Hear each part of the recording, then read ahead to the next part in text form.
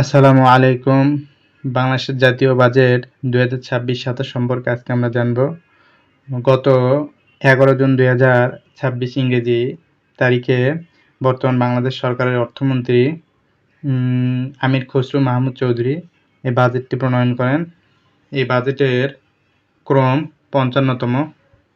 Budget উত্থাপনকারী ব্যক্তি অর্থমন্ত্রী আমির Khasru Mahmud Chowdhury. Budget শিরোনাম: গণতান্ত্রিক, মানবিক ও অন্তর্ভুক্তিমূলক অর্থনীতির অভিযাত্রা। বাজেট কার্যকর করা হবে 1 জুলাই 2026 তারিখ থেকে।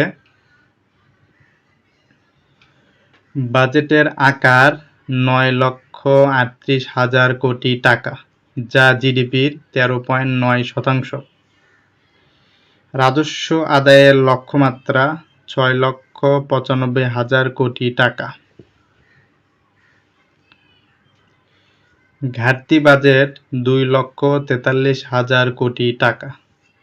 জিডিপি প্রবৃদ্ধির লক্ষ্যমাত্রা 6.5%। মূল্যস্ফীতি 7.5%।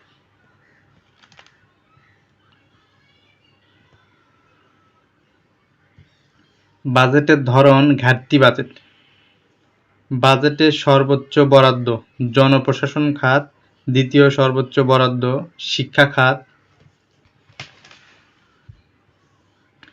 এবং তৃতীয় সর্বোচ্চ বরাদ্দ স্বাস্থ্য খাত।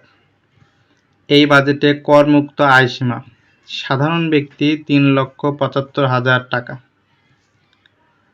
নারী অথবা 65 বছর বয়স ঊর্ধ্ব ব্যক্তি 4,25,000 টাকা,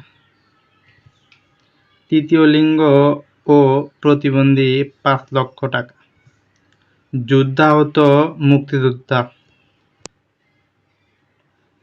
ও জুলাই যোদ্ধা 5,25,000 টাকা। ধন্যবাদ সবাইকে। এই হলো বাংলাদেশের জাতীয় বাজেট 2026-27।